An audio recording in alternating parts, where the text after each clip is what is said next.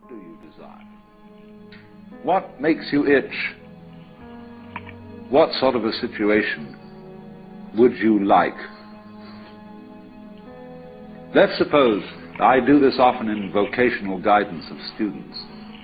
They come to me and say, well, we're getting out of college and we haven't the faintest idea what we want to do. So I always ask the question, what would you like to do if money were no object? How would you really enjoy spending your life?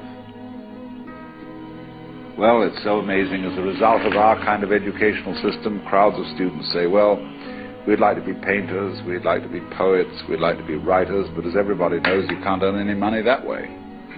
Or another person says, well, I'd like to live an out-of-doors life and ride horses. I say, do you want to teach in a riding school? Let's go through with it. What do you want to do? When we finally got down to something which the individual says he really wants to do, I will say to him, you do that. And forget the money. Because if you say that getting the money is the most important thing, you will spend your life completely wasting your time. You'll be doing things you don't like doing in order to go on living, that is, to go on doing things you don't like doing, which is stupid. Better to have a short life that is full of what you like doing than a long life spent in a miserable way. And after all, if you do really like what you're doing, it doesn't matter what it is, you can eventually turn it, you could eventually become a master of it. The only way to become a master of something is to be really with it. And then you'll be able to get a good fee for whatever it is. So don't worry too much.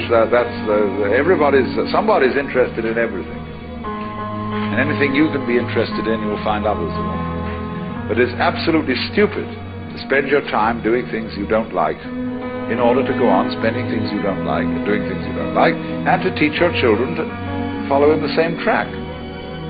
See, what we're doing is we're bringing up children and educating them to live the same sort of lives we're living, in order that they may justify themselves and find satisfaction in life by bringing up their children, to bring up their children to do the same thing, so it's all retch and no vomit. It never gets there.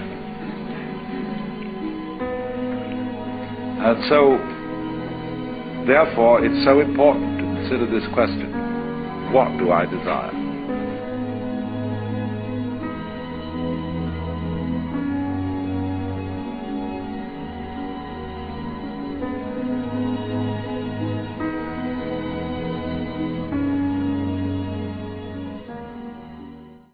You've always been looking for something. That something that sets you apart. That something that makes you more than the person you're living as. More into the person you were created to be. What others see as mundane, you see as magnificent. You catch a glimpse of something new, and it becomes something significant. It's that something extra that keeps you up at night. The hours pass by while everyone else sleeps. You dream, you imagine, you envision what your life might be. What if you were born for more? There's got to be more than just this. I want to be used. That's your greatest wish. The demand for you has always been true. You are gifted and passionate. Add God's purpose to this, and watch what He can build. Now, what will you do with what you've been given? Will you put it into motion? Will you take on the responsibility? Will you follow after the calling God has placed on your life?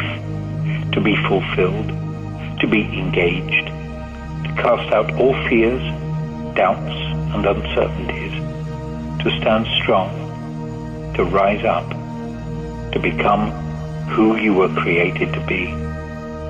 Who is the prodigy in you?